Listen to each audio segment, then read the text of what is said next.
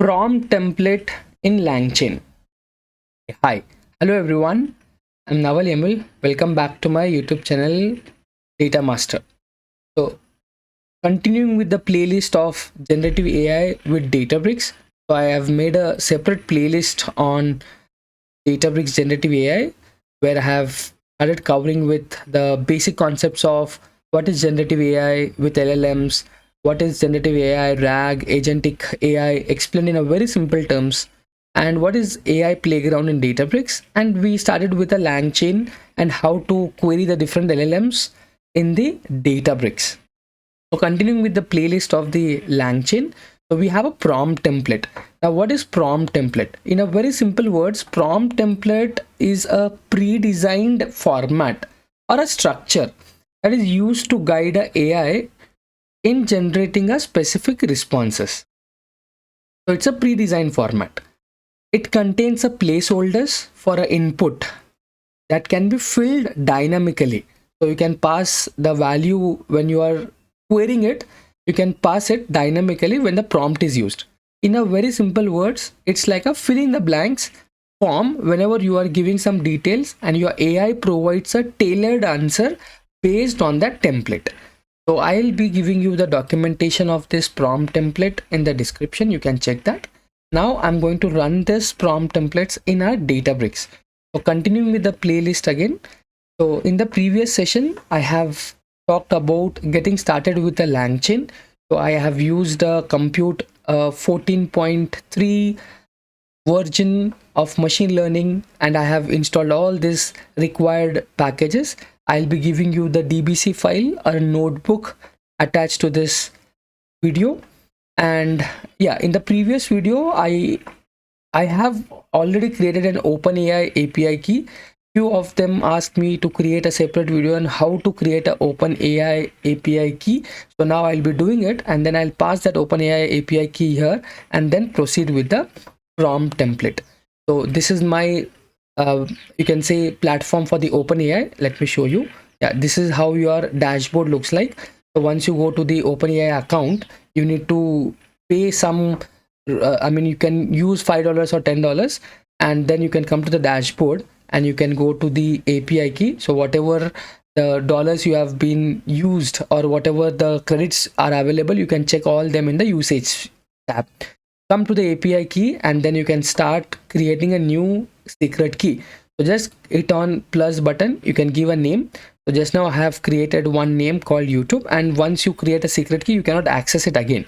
So once you create a secret key, you need to copy that key and keep it somewhere safe. So I have just taken that key and then I have pasted in my notebook with a variable called OpenAI API key. I have pasted it here. Okay, so this is how simple it is to create a API keys. So what exactly we are doing? So we are accessing the chat GPT models, GPT models like your GPT-4, GPT 3.5. There are so many models of the OpenAI, and we are trying to access it, okay, by using this API key. So once we got an API key, I'm going to import a OS. So os.environment and OpenAI API key, and I'm just passing the variable.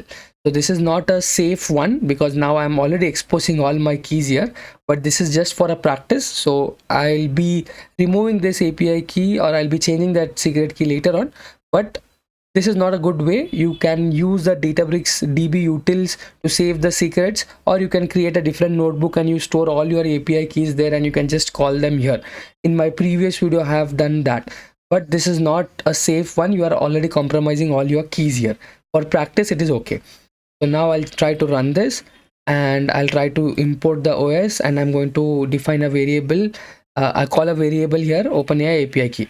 Now, so I'm going to import a class called chatopenai. I've already done that in my previous videos, and now I'm using a model called GPT-4o model. Yeah, you can use any GPT models. You can use 3.5, you can use mini, and so on. So here we are just using an input function, a simple Python function, enter a question.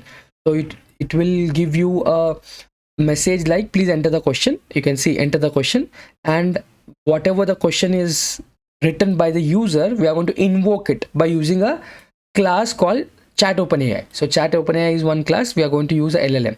In my previous video, I have used a different class like a chat Databricks class and so on. I have explained it in detail. If you have not watched, I request you to please go back and watch that.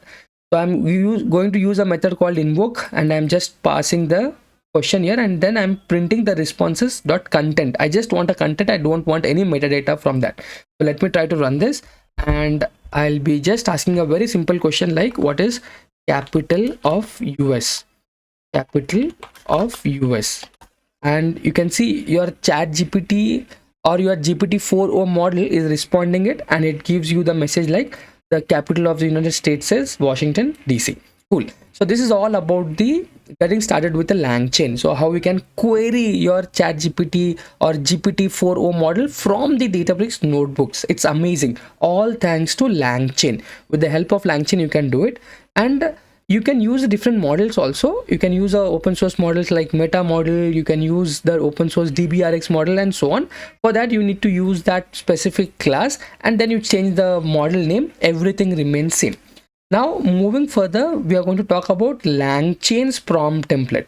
As I told you, prompt templates are nothing but it's a pre-designed format or a structure that helps the AI to generate a specific responses, and it is like a fill in the blanks. You can pass the values dynamically when the prompt is used.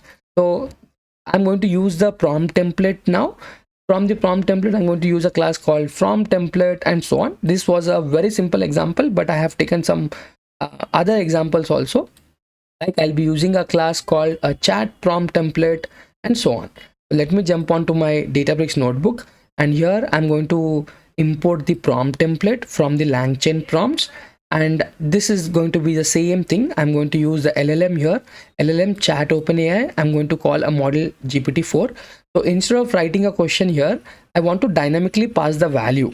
So here I'm going to create a like if you are using a chat GPT and we create a different chats there, for email we create a different chat, for replying it we create a different chat, for writing a blog and so on. Similarly, I'm creating a prompt template where I'm saying that, hey, you are an expert writer and communicator. Your task is to provide a clear and concise explanation about the particular topic. Now what is the topic? Topic is dynamic, so I'll be changing the topic every time. I want to pass the value dynamically. So I want to include the following: a brief introduction to the topic, key points, and include a remark or the takeaway, and ensure your response is easy to understand and suitable for the general audience. So this is my guide to the AI. Okay, I'm giving a guidance to my AI. So this is called as a prompt template. So a variable, you can take any variable. I'm going to use a class called prompt template, and it accepts two variables, you can say, or two you can say input variables. One is input variable, two parameters, you can say parameters. One is input variable. So in this case I'm using only one as a input variable. You can take many input variables. For example, you can summarize this in 30 words or 300 words or maybe one page and so on. Or if you are taking up something called be my travel agent, then you can see which country you want, what is your budget, how many days do you want. You can keep on creating a input variables. I'll be showing you the second example also on this. So now we are accepting only one value from the user, and here we are going to generate the response from the given topic. So this is again very similar. In the previous we used a method called invoke, but now we are using a invoke prompt template dot format, and the topic we are going to use a artificial intelligence. You can use any topic here. Now if you're thinking like, okay, can I get this in a UI kind of thing? Yes, you can do that. We can integrate a streamlet here, and you get an application where you just write a question here, and it will be and then it will be taken as a user's input, and then it will pass it into the prompt template and you get an output. We will be doing it in the next video, where I'll be showing you how to use a streamlet application, a simple application, and then you can ask the question from the user. Okay, and yeah, just we are printing the responses. Let me try to run this, and it will just ask you a question. No, it doesn't ask you a question because we have already provided a topic called artificial intelligence. If you want the topic to be given by the user, you can do it just by writing a if condition. I'll show you how to do that. Now I have used the artificial intelligence. You can see your GPT-4o model is trying to give you the output, introduction to artificial intelligence, and it says you the brief introduction and the key concepts, and you can see the conclusion also. Amazing. So if you want to change the topic, you can go here, and if you say, come on, I want expert writer and communicator on the topic called Databricks. Okay, I want to talk about Databricks, and let me try to run this. And you can see it will first give you the brief introduction, then the key points, then the conclusion at the end. Wow, beautiful. You can see here it's showing you the description of the Databricks, your key points, and your conclusions, and so on. So this is how your prompt template helps you to change the topics. It's like a predefined structure, and in this case we were talking about an expert writer and the communicator. So this is just a beginning of the LangChain using a prompt template.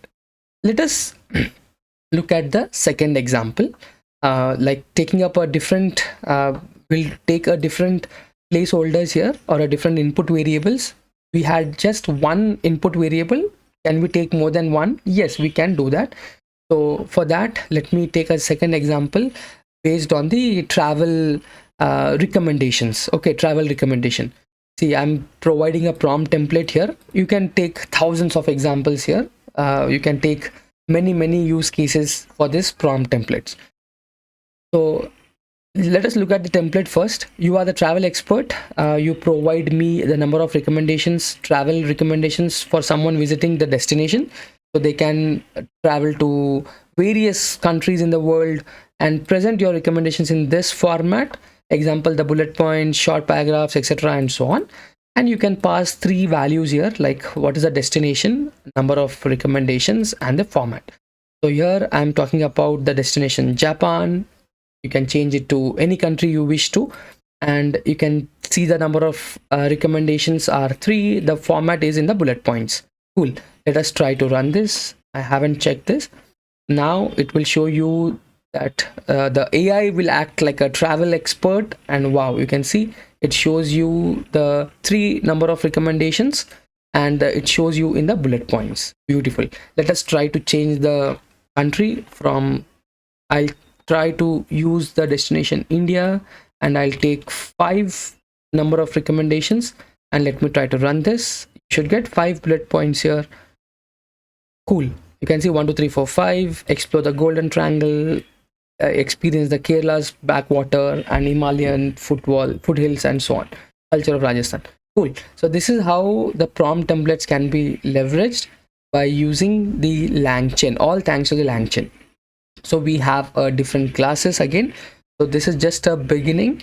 So as we progress further, I'll be talking about in detail how we can start using LangChain. Also, we'll proceed further to the advanced of the generative AI, like implementing a RAG, that is retrieval augmented generation, and what are the products Databricks offers when it comes to implementing a RAG. Like Databricks provides a vector search for storing the embeddings, and it also provides you the ML flow model registry in the Unity catalog, and also it helps you to create a model servings inside one single platform. It's amazing. It's going to be amazing. So I request you to please subscribe to my channel, like the video, and share it with your friends. So thank you for watching again, guys. See you in the next video. Bye bye.